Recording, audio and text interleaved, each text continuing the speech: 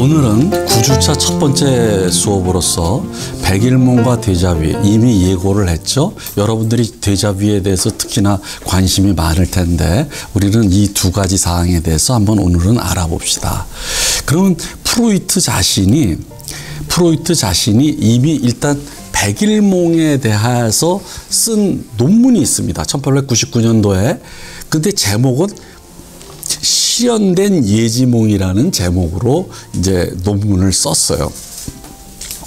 근데 나중에 이제 결과적으로 보시면 아시겠지만 이것은 예지몽이 실현된 것이 아니라 사실은 백일몽이다라고 프로이트가 얘기를 하고 있습니다. 그러면 이제 제가 지금서부터 이 백일몽이 되는 것을 얘기해 보겠습니다. 어떤 부인이 프로이트의 환자예요. 정확하게 말하면 이제 앞으로는 비부인입니다. B라는 단어로 저기 알파벳으로 시작하는 그런 이름의 부인이에요. 그 부인이 프로이트를 찾아와서 선생님, 제가 말이죠, 어저께 예지몽을 꿨어요. 그런데 그것이 오늘 아침 그대로 실현이 됐어요 라고 말을 하는 거예요. 그래서 들어봅시다. 그랬더니 어떤 꿈을 꿨습니까? 그랬더니 여러분들 지금도 아직도 있습니다. 오스트리아의 비엔에 가면은 캐른트너 거리라고, 말하자면은 서울로 말하면 명동이고 대구로 말하자면 일종의 여기 동성로 정도 됩니다. 아주 번화가예요.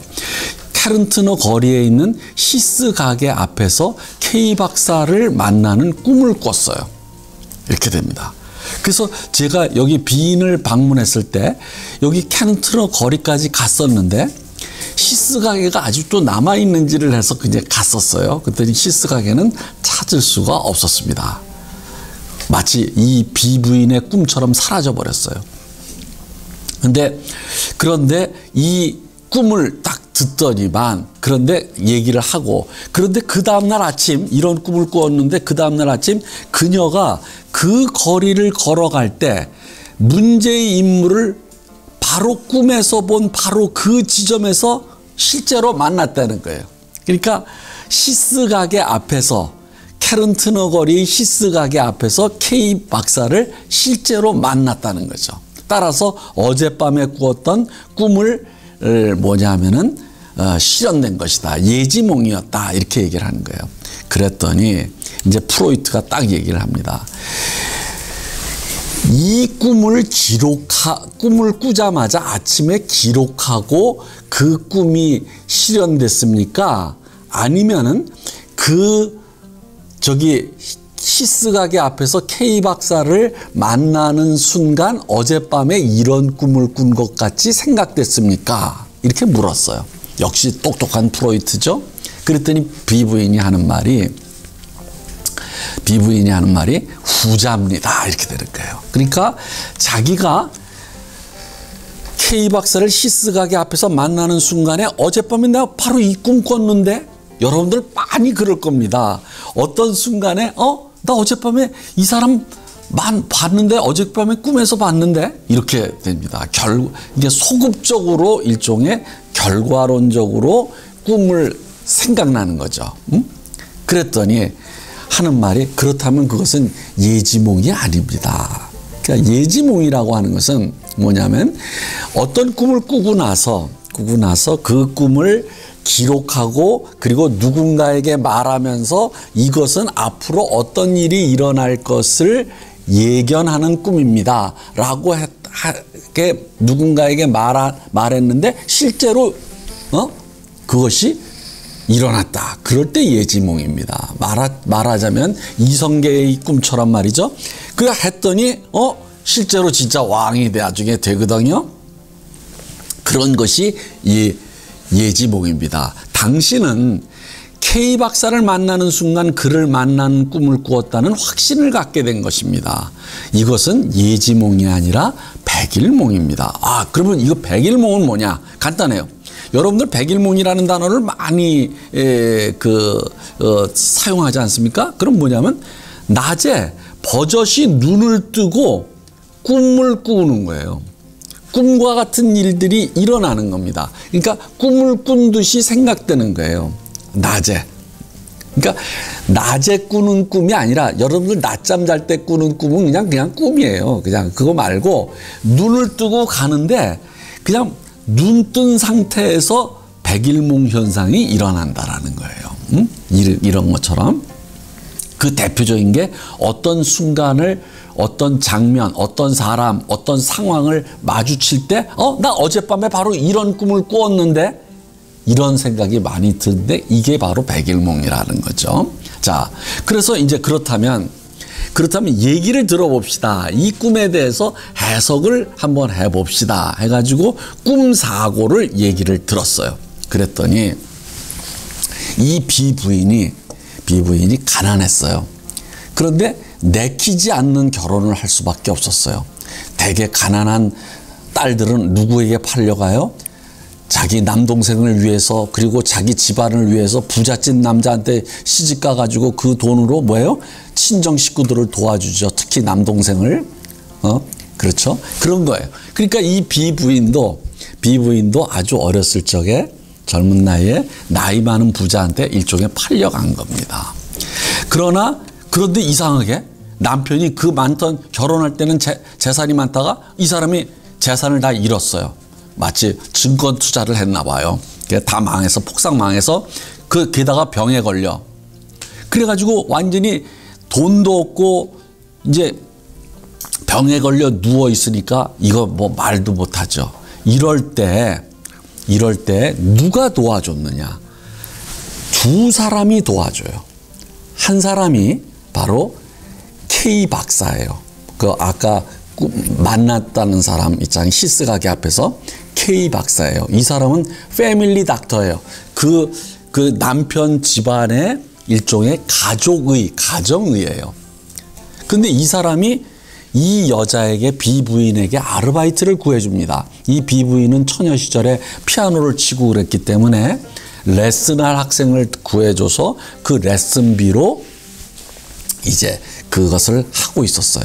그 집안의 가게를 꾸려가고 있었어요. 근데 또 다른 한 사람이 또 있었어요.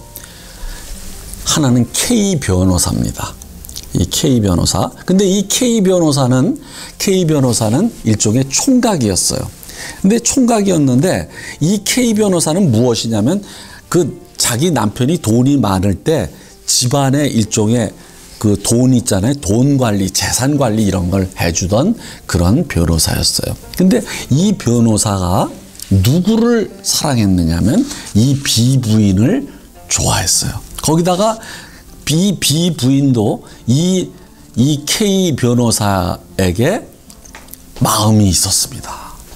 나이 많은 늙은 남편이 좋겠습니까? 이 젊디 젊은 변호사가 좋겠습니까? 이 변호사를 좋아했어요. 그러다가 어느 날 남편은 병들어 있지, 돈은 없지. 그런데 K 변호사는 마음에 사랑을 하지. 그러고 K 변호사도 나를 좋아하지. 그러면서 K 변호사에 대한 그리움으로 소파에 머리를 묻은 채 흐느껴 운 적도 있었어요. 그런데 그날 그렇게 우는데 갑자기 거짓말처럼 그 K 변호사가 문을 열고 들어왔어요. 그러면서 이 우연의 일치가 나의 꿈은 실현된다는 확신을 갖게 만들었어요. 그러다가 K 변호사가 결혼을 합니다. 왜? 이 남편이 빨리 죽었으면은 비부인도 빨리 재혼을 K 변호사랑 했을 텐데 이 비부인의 남편이 잘 안 죽는 거예요. 그러니까 뭐냐면 K 변호사가 기다리다 못해 자기가 결혼을 했죠. 그러다가 K 변호사가 결혼을 하고 나니까 그 다음엔 뭐예요? 요번엔 이 비부인의 남편이 덜컥 죽네. 죽으니까 이게 일종의 배구에서 시차 공격이 일어난 겁니다. 그래가지고 시차가 이제 어긋나게 된 거죠. 그러다가 이제 비부인도 또 재혼을 했어요. 두 번째 남편을 만났는데 이 두 번째 남편은 다행히도 돈이 많았어요. 거기다가 이 남편과의 아이도 생겼어요. 그런데 이 사람이 또 일찍 죽어요. 이 과부될 팔자였나 보죠, 비부인은. 그런데 이 두 번째는 그래도 돈을 많이 남겨둬가지고 아주 재산 많은 과부가 된 거예요. 그런데 이때까지만 하더라도 25년이 지났는데 이때까지만 해도 K 변호사에 대한 사랑은 변치 않았어요. 그러나 K 변호사는 K 변호사대로 무엇이에요? 가정을 꾸리고 있었던 거죠. 가정을 꾸리고 있었어요. 그러니까 K 변호사를 유혹할 수가 없었던 거죠. 그러니까 자기가 혼자 됐을 땐 K 변호사가 가정을 꾸리고 K 변호사가 혼자 있을 땐 자기에겐 남편이 있고, 그러니까 이게 서로가 안 맞는 그런 상황에서 결국은 이런 꿈을 꾸게 된 겁니다. 이게 이제 꿈의 사고를 쫙 들었잖아요. 그러면 어떻게 되느냐? 간단히 말합니다. 간단히 프로이트가 이것도 소원 성취의 꿈이다라는 거예요. 소원 성취의 꿈이다. 백일몽이다. 자, 어떻게 되냐면 이게 단적으로 이거부터 말씀드릴게요. 원래는 누구를 보고 싶고 누구를 만나고 싶어요? K 변호사입니다. K 변호사를 만나고 싶은 거예요. 여기 있잖아요. 요 벡터가 K 변호사를 향한 마음이에요. 이게 욕망이야. 그런데 K 변호사는 뭐예요? 가정을 갖고 있는 사람이고, K 변호사가 가정을 안 갖고 있을 때는 자기가 남편이 있는 여자고, 그러니까 어떻게 돼요?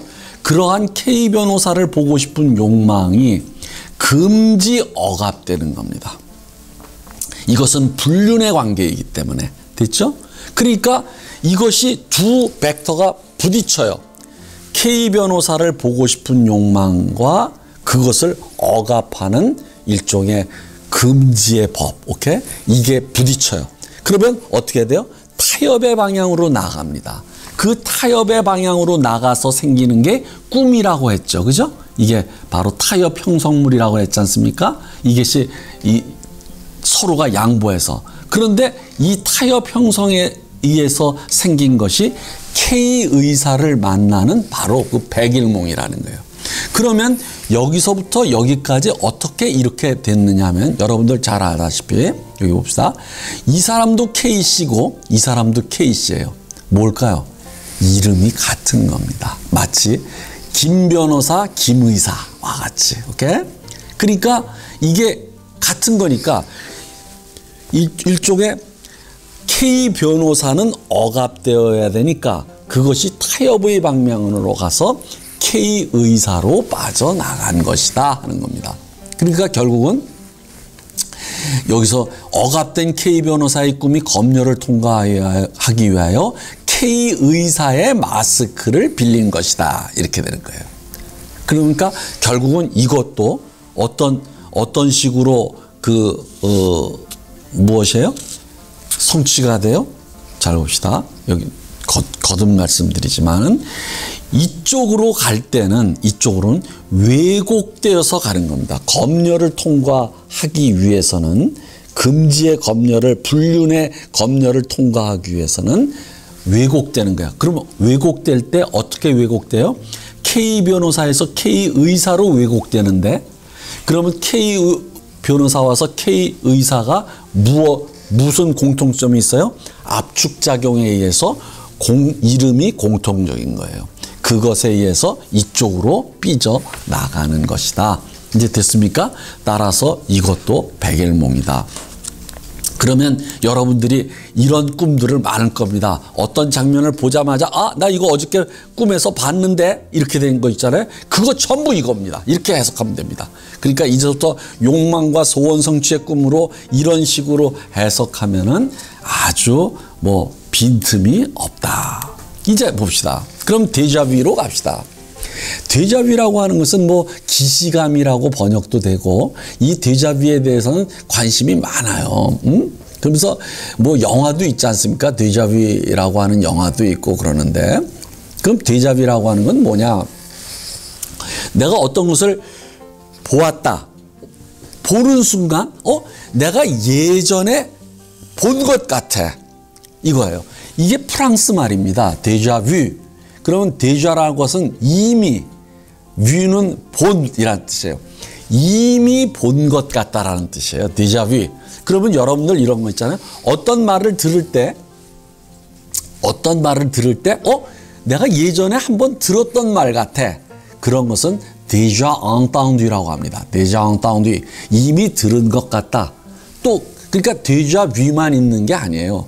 déjà entendu 또는 이런 거 있습니다. 여러분들이 이미 한번 말했던 것 같아. 옛날에 말했던 것 같아. déjà raconté. 그것을 déjà raconté. 이미 이야기한 것 같다. déjà raconté입니다. 여러분들 이 déjà raconté라고 하는 현상이 영화화된 게 있습니다. 여러분들 매트릭스 아십니까? 매트릭스에서 제3편의 맨 마지막에 스미스와 네오가 싸웁니다. 싸울 때 이 스미스가 네오에게 뭐라고 막 말을 막 해요. 그러다가 이거 내가 예전에 말했던 건데 이렇게 되는 겁니다. 그게 바로 déjà raconté예요. 그래서 déjà entendu 이미 들은 것 같은 또는 déjà raconté 이미 말한 것 같은 이런 것들을 다 묶어서 déjà vu라고 하지. déjà vu는 사실은 본 것에만 국한되는 말이에요, 원래가. 그러니까 déjà vu는 이렇게 광범위한 의미로 쓰인다. 그러한 déjà vu는 이런 겁니다. 실제로 과거에 내가 보았던 기억이 있어요. 실제로 있는데 그 기억이 희미해서 나타나는 데자뷰일 때가 있고, 이게 첫 번째입니다.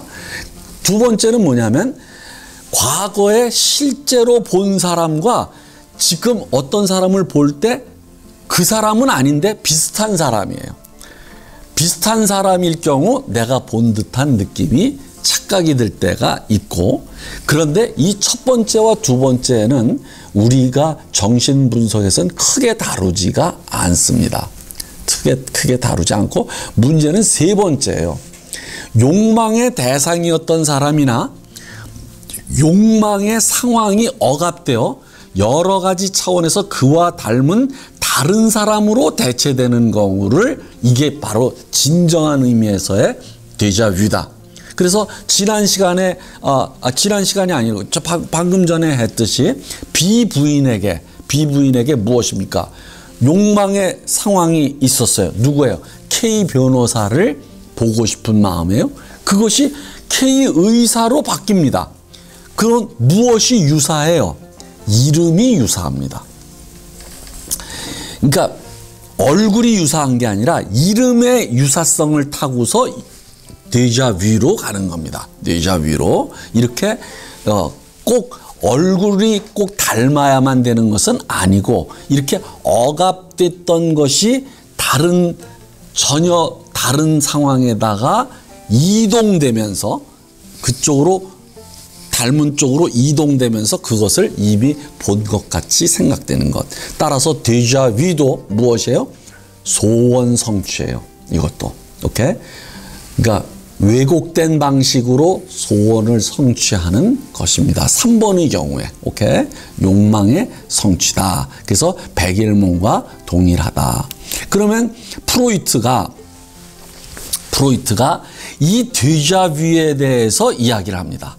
그럼 데자뷰 사례를 아주 자세하게 길게 다룬 게 있어요. 이곳은 그 일상생활의 정신병리학이라고 하는 그러한 책에서 나옵니다. 그 책에 일상생활의 정신병리학의 356쪽에 나오는데, 제가 이것을 이제 얘기를 해드리겠게요.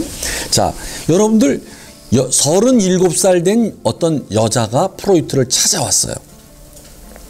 찾아왔는데 12살 때 자기가 37살 여인이 자기가 12살 때의 이야기를 하는 겁니다. 12살 때 친구의 집을 찾아갔는데 이상하게 응급실을 들어서는 순간 예전에 와본 적이 있다는 느낌이 들고, 그리고 바로 그 응급실 옆방조차도 어떤 생김새가 어떤 모양으로 꾸며져 있을 것이라는 것까지도 다 생각나는 듯한, 오케이? 그러한 데자뷰를 경험했다, 이렇게 얘기를 합니다. 그런데 무엇이냐면 그 친구의 어머니는 방문한 적이 없다라고 말을 합니다. 그러면서 하는 얘기가 어머니가 분명히 내가 방문한 적이 없다라고 말을 했고, 그런데도 불구하고 응접실뿐만 아니라 응접실 들어가지도 않은 응접실 옆에 방까지의 생김새까지 내가 다 본 듯하다. 다 맞출 수 있겠다. 라고 말을 하면서 이것은 결국은 예언적 기시체험 아니냐 이런 얘기입니다. 예지몽과 같은 기시체험 아니냐 이라고 얘기를 합니다. 그랬더니 프로이트는 단호합니다. 항상 프로이트는 과학적이고 합리적인 건 딱입니다. 무의식적인 환상에 불과합니다. 그러면서 이제 딱 이게 해놓은 다음에 그럼 무의식적 환상이라고 하는 것은 이것도 일종의 백일몽에 불과하다 하는 것을 이제 얘기를 합니다. 그러면 어떤 소원 성취가 일어날까요? 하는 겁니다. 자, 그래서 그러면 당신 한번 얘기를 들어봅시다. 자, 그러면 왜 갑자기 그렇게 여기 왔다는 생각이 들었습니까? 그랬더니 뭐냐면 그 친구에게는 병든 남동생이 있었어요. 근데 그 남동생의 아픈 얼굴을 보는 순간, 그 아이가 죽을 것 같다는 생각이 들면서 기시감이 들더라는 거예요. 야, 요게 이제 중요한 겁니다. 그러니까 들어가자마자 응급실이 딱 그 기시감이 드는 게 아니라 이 남동생의 얼굴을 보니까 병색이 완연하고 죽을 것 같다라는 생각이 딱 드는 순간 응급실에 온 것 같다. 그리고 옆방도 이미 본 것 같다. 이렇게 되는 거예요. 그런데 그 다음에 이제 두 번째 자유현상. 요것이 첫 번째고, 그러니까 이것이 바로 낮의 잔재에 해당되는 것이죠. 두 번째가 무엇이냐면, 그런데 그럼 얘기 한번 들어봅시다. 그랬더니 하는 얘기가 이 37살 된 여인에게도 남동생이 있었어요. 그러니까 12살 때 친구의 집을 갈 때 그 이전에 있었던 일인데 그 남동생도 그 자기 친동생이죠. 친동생도 바로 친구의 남동생처럼 디프테리아로 무척 아팠어요. 디프테리아로 무척 아파가지고 이렇게 된 거예요. 그러니까 어떻게 되냐면 부모들이 이 남동생의 디프테리아가 누나인 이 누나에게 전염될까봐 이 누나를 먼 친척으로 따로 격리해서 보냈어요. 혼자만 보냈습니다. 혼자만 몇 주간 보내집니다. 요 얘기를 이제 프로이트에게 해요. 그런데 이렇게 되는 거예요. 여기서 이제 세 번째 이 부인이 그렇게 해요. 그런데 이상하게도요, 선생님, 자기는 분명히 자기 동생이랑 같이 갔다라고 기억하고 있거든요. 그런데 어머니는 뭐냐면 동생이 전염될까봐 자기 혼자만 보냈다는 거예요. 이렇게 되는 거예요. 그러면 여기서 오인이 나타납니다. 아까도 무엇이에요? 친구 부모님은 방문한 적이 없다고 하는데 왔었던 것 같은 오인이 되는 거고, 여기서는 뭐예요? 남동생이랑 같이 간 적이 없고 자기 혼자만 친척 집에 보내줬는데 남동생이랑 같이 갔다라는 오인이 생기는 겁니다. 잘못된 인식이 생기는 거예요.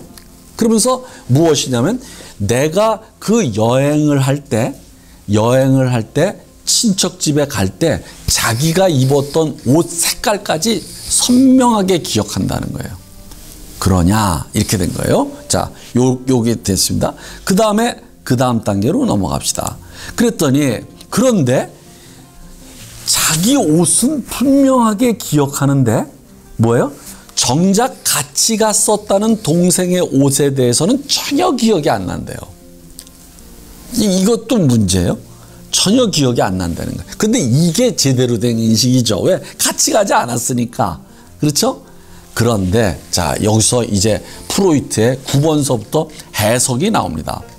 프로이트가 그것은 그녀가, 그러니까 이 프로이트를 찾아온 그 37살의 여인이 동생의 죽음을 예감했고 그 예감이 그 당시 그녀의 생각을 지배하고 있었다는 것을 말한다. 이렇게 되는 겁니다. 자, 봅시다. 요것이 뭐냐면 제가 그렸어요. 여러분들 너무 어렵게 할까봐. 이때 요거 왼쪽 그래프를 한번 보십시오. 그러면 여기 마주치는 지점 있잖아요. 요 지점에서 자기가 지금 동생이 디프테리아에 걸렸어요. 전염을 예방하기 위해서 이 누나가 먼 친척에게 보내졌습니다. 됐어요? 그렇죠? 그랬을 때 이 먼 친척으로 가는 누나가 동생을 보니까 뭐예요? 병색이 완연하고 죽을 것 같아. 오케이? 그것을 이미 동생의 죽음을 예감을 했어. 그런데 요 일이 언제 다시 일어납니까? 친구 집에 갔을 때 친구의 남동생도 병색이 완연했어. 그러면 요것이 압축작용에 의해서 서로 공통성을 매개로 중첩되는 겁니다. 자, 그러니까 동생이 죽을 것 같아. 오케이? 동생이 죽을 것 같아. 그런데 그것이 불안해. 이쪽이 뭐냐면 동생의 죽음에 대한 나는 죄책감이라고 썼습니다. 여러분들 제가 프로이트의 글에는 이 죄책감이라는 단어가 안 나와요. 여러분들 이렇게 생각하는 거예요. 그러니까 자, 남동생을 혼자 놔두고 자기 혼자만 가. 이것 자체가 동생한테 일단 미안하고, 오케이? 그러니까 병든 동생을 두고 혼자 가는 자기가 이런 것을 뭐라고 그러는지 아십니까? 살아남은 자의 죄책감이라고 하는 거예요. 그러니까 동생을 놔두고 혼자 간다는 것이 미안했고, 두 번째 이런 게 있습니다. 사실은 이 프로이트는 이 부분에서 쓰질 않았어요. 그런데 이 부분이 있었으리라고 저는 판단이 됩니다. 무엇이냐면은 모든 누나들은 남동생의 탄생과 함께 남동생이 아들인데다가 남동생이 자기 어머니와 부모의 모든 할머니와 할아버지의 사랑을 뺏어갈 것이라는 것을 두려워합니다. 모든 누나, 여기에 제 강의를 듣는 모든 누나들은 내 말에 공감을 할 겁니다. 그것은 무슨 말이냐? 저놈이 내가 차지해야 될 사랑을 뺏어가? 그 다음에 어떻게 되냐? 남동생이 죽었으면 남동생을 미워하기 시작합니다. 무의식적으로. 그것이 바로 남동생에 대한 미움과 죽음을 바라는 이러한 공격성입니다. 그런 것에 대한 죄책감을 갖게 돼요. 내가 남동생에 대해서 이런 생각을 갖다니. 그러니까 사랑을 뺏어가는 것은 죽일 듯이 밉지만 그렇다고 그가 죽기를 바라다니. 이건 죄책감입니다. 그래서 따라서 어린 병든 동생을 혼자 놔두고 떠나가는 거기에 미안하면은 아주 복합적인데 자기 혼자만 떠나는 미안함과 플러스 뭐예요? 사랑을 뺏어간 남동생에 대한 미움과 그것에 대한 죄책감이 여기에 겹쳐져 있다. 그러니까 이 두 개가 동생의 죽음과 그것에 대한 미안함 있잖아요. 혼자 가는 이것이 서로가 이게 적인 거야. 왜 이것이 서로가 부딪히는지 적대적인지 아십니까? 사실은 동생이 죽기를 바라거든. 저놈의 새끼 내 사랑을 뺏어간 놈 이렇게. 그러니까 이게 부딪히는 거예요. 미안함과. 그러니까 어떻게 돼요? 타협의 방향으로 갑니다. 뭐예요? 동생과 함께 갔다라고 하는 오인이 생기는 거예요. 오케이? 그리고 그러면 그 오인을 갖는 한은 죄책감도 다 무마가 되거든. 타협에 대해서 다 성취가 되는 거예요. 그래서 동생과 함께 갔다라는 그러한 오인이 바로 생기는 것이다. 이 오인이 바로 이쪽의 데자뷰의 출발점이에요. 이것을 어디서 알 수 있느냐 하면은 동생의 죽음이 억압되어야 된다는 것. 그러니까 동생의 죽음이 억압되어야 된다는 것은 무엇이냐면 어디서 날 수 있냐면 동생의 옷은 전혀 기억을 못해요. 뭐예요? 자신의 옷은 아주 색깔까지도 기억을 하면서 말이죠. 오케이? 자, 그러니까 동생의 옷을 기억 못한다는 것은 무엇이냐면 이게 억압됐다는 겁니다. 그러니까 동생의 죽음을 예감하면서 동생을 혼자 두고 온다는 미안함과 그리고 예전에 남동생이 죽기를 바라는 못된 누나의 미안함이 이제 겹치면서 이제 오인으로 가는 것이다. 자, 이제 요것이 1단계입니다. 그러면 이제 그 다음에 2단계로 갑시다. 그러면 어떻게 되냐면 이쪽으로 가요. 오른쪽 것이 바로 친구 집의 방문이에요. 그러면서 이제 동생은 살아납니다. 동생은 살아나서 12살 때 친구 집을 방문을 해요. 근데 친구 집에 갔더니 거기에 친구의 또 남동생이 예전에 자기의 남동생처럼 디프테리아에 걸려가지고 병든 것이 병색이 완연해요. 이럴 때 친구 동생의 얼굴을 보자마자, 자 봅시다. 아까 동생의 죽음의 그 안색을 보자마자 동생과 함께 갔다는 오인이 형성되죠. 그거와 마찬가지로 친구 동생의 죽음의 안색을 보자마자 뭐예요? 친구 집을 방문했다는 오인이 생겨. 요거 똑같죠? 구조가 똑같죠? 이렇게 동생과 함께 갔다는 그런 오인과 친구 집을 여기서부터 이쪽으로 가는 거예요. 그러면 여기에 또다시 이 죄책감이 억압으로 작용하면서 요것이 타협 형성으로 생기는 것이다 하는 겁니다. 그러니까 이것이 여러 번 중첩이 되어 있어요. 그러니까 요것은 아주 어렸을 적에 12살 이전입니다. 요거는 12살 이전에 동생을 놔두고 혼자 친척 집에 갈 때 첫 번째 오인. 오케이? 첫 번째 오인. 그런데 그것이 다시 12살 때, 그로부터 몇 년 뒤 12살 때 친구 집을 방문했을 때 요것이 중첩이 돼요. 중첩이 되면서 뭐냐면 이쪽에 또 오인이 생겨요. 요 오인이 똑같죠. 이렇게 함께 갔다 방문했다. 이 오인이 생기는 것입니다. 그러면서 뭐냐면 다른 방의 생김새까지 기억이 나는 거예요. 그것을 우리는 다시 한번 여기서 알 수 있어요. 이 부인이 뭐라 그랬습니까? 친구 남동생이 얼굴을 보자마자 동생의 죽음이 예감이 되면서 이 방문을 했다라고 하는 것을 이제 그 기시감이 생겼다 이렇게 얘기한단 말이죠. 여기서 자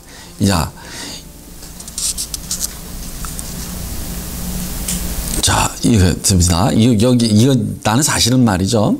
이것은 프로이트가 너무 사람이 좋았어요. 여기 프로이트의 마지막 해석을 한번 봅시다.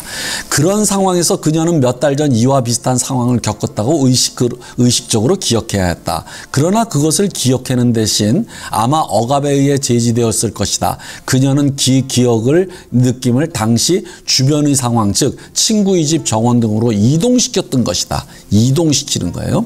그 결과 이 모든 상황을 전에도 본 적이 있는 잘못된 인식에 빠졌던 것이다.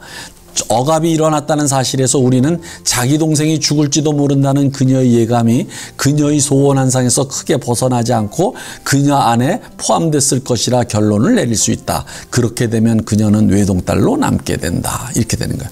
그럼 좋죠. 뭐 외동딸로 남게 되면 사랑을 독차지하고. 그러니까 하여간 복합적이다 이 말이에요. 제가 말씀드리는 것은 프로이트는 방금 전에 어떻게 해석을 했어요? 동생이 죽으면 자기가 외동딸로 남을 것이라는 두려움 때문에 바로 동생의 죽음을 억압했다라고 이제 이렇게 설명을 했지 않습니까? 그런데 나는 그게 아니라 오히려 동생에 대한 오이디푸스적인 컴플렉스적인 그런 증오심, 그것에 따라서 무엇이냐면 동생이 죽었으면 하는 것을 바라는 것, 이런 거 있지 않습니까? 여러분들 제 이야기를 들으면서 많은 누나들이 찔끔찔끔 할 겁니다. 가슴이 뜨끔뜨끔 할 겁니다. 아마 제 해석이 훨씬 더 좀 일리가 있지 않을까 이런 생각이 듭니다. 그러나 여기서 우리가 저기 알아둬야 될 것은 이상하게 집, 정원 등은 굉장히 선명하게 기억했다라고 그랬지 않습니까? 그것은 어떻게 설명하느냐? 이 사람이 이동으로 설명을 합니다. 자, 여기서부터 이쪽으로 가는 것은 압축작용, 공통성에 의해서 압축작용에 의해서 오인이 생기는데 잘 봅시다. 이쪽에서는 자신의 옷은 선명하게 기억하고 하는데 동생의 옷은 기억을 못해요. 그러면 이렇게 되는 겁니다. 자, 여러분들한테 난 이것을 이렇게 이동을 하는 건데 여러분들 이런 거 있습니다. 내가 이것을 이제 이런 비유를 씁니다. 내가 진흙을 갖다가 이렇게 누른다고 해봅시다. 진흙을 갖다가 손가락을 이렇게 편차로 누른다고 합시다. 그러면 눌리는 부분은 밑으로 내려가지만 바로 옆부분은 오히려 솟구쳐서 올라옵니다. 그 말은 무엇이냐면 내가 어떤 기억 장면에서 내가 억압해야 할 요소를 누르면 그 옆부분이 선명해지는 겁니다. 그럼 다른 말로 한다면 여러분들 빛과 어둠입니다. 빛과 어둠에서 잘 봅시다. 가장 어두운 곳은 어떻게 되는지 아십니까? 여기서 빛을 비춰요. 빛을 받는 바로 옆부분이 가장 어두운 겁니다. 그러면 가장 어두운 것이 옆부분이 가장 밝게 되는 거죠. 그 원리가 바로 이동의 원리예요. 강조점의 이동이다. 그러니까 무엇이냐면 동생과 동생의 죽음에 대한 것을 억압하니까 뭐예요? 그 옆에, 즉 자기가 입었던 옷, 그 다음에 친구의 동생의 죽음을 억압하니까 어떻게 돼요? 오히려 그 친구의 동생이 있었던 공간에서 바로 옆부분, 뭐예요? 옆방, 정원, 오케이? 응급실 이런 겁니다. 이런 쪽이 훨씬 더 잘 기억이 나요. 여러분들도 아마 이런 부분은 많이 경험을 했을 겁니다. 이상하게 아주 핵심적인 것은 기억이 안 나는데 사소한 것이 기억이 나요. 사소한 것, 그 옆에 있는 것. 그것은 무엇이냐면 여기를 까맣게 칠하면 핵심적인 것을 까맣게 지워버리면 그것이 바로 옆부분으로 삐져나오면서 옆에 게 밝게 조명이 되면서 그것을 선명하게 기억하는 것이다. 이런 것이 바로 우리가 이번 학기 초에 배웠던 이동작용이다. 이동작용. 이동작용은 강조점의 이동이다. 오케이? 핵심적인 것은 사소한 것은 핵심적으로. 그 다음에 두 번째는 이것도 압축과 이동으로 움직이는데 동생의 죽음, 친구 동생의 죽음. 오케이? 그리고 동생과 함께 친척 집을 방문해, 그 다음에 친구 집을 방문해. 이것이 공통점을 통해서 이렇게 싹, 하나로 들어간다 이거지. 하나로. 그러면서 결국은 여기 봅시다. 이제 마지막으로 페렌치라는 사람이 이렇게 정의를 합니다. 기시체험은 지금 이 순간 혹은 그 이전에 내 마음속의 상황을 호전시키고 싶은 소원으로 형성되었던 무의식적인 은밀한 환상을 다시 일깨우게 되는 계기가 된다. 뭐냐면 이것도 무의식적인 환상으로서 무의식적인 소원을 성취시켜주는 환상이다 이거지. 일종의. 자, 기시체험은 전날 밤 꾸었던 꿈의 망각된 부분에서 발생한 것임에 틀림이 없다. 이렇게 이제 페렌치가 얘기합니다. 무슨 말씀인지 아시겠죠? 결국은 여기서 무슨 소원이 성취가 됐습니까? 이 오인에서. 여기서 기시감보다도 오인이라고 하는 것이 훨씬 더 정확한 표현이에요. 이것도 프랑스 말인데 포스 르코네상스라고 하는 겁니다. 기시감도 일종의 오인이다. 그럼 왜 이 오인은 어떤 겁니까? 동생의 죽음을 억압하고 싶은데 그것을 혼자 두고 가는 미안함을 동시에 성취시키는 거예요. 자기 죄책감도 잊어버리고 그 다음에 동생과 함께 감으로써 동생의 죽음에 대한 그런 것도 잊어버릴 수 있게 만드는 그런 이중적인 소원 성취다. 이게 타협 형성에 의해서 그래서 이렇게 되는 것이다. 그러니까 여러분들이 이것도 데자뷰도 오인의 일종이고 백일몽도 다 같이 무엇이냐면 꿈은 소원 성취다라는 문맥에서 다 설명 가능하다. 그렇죠?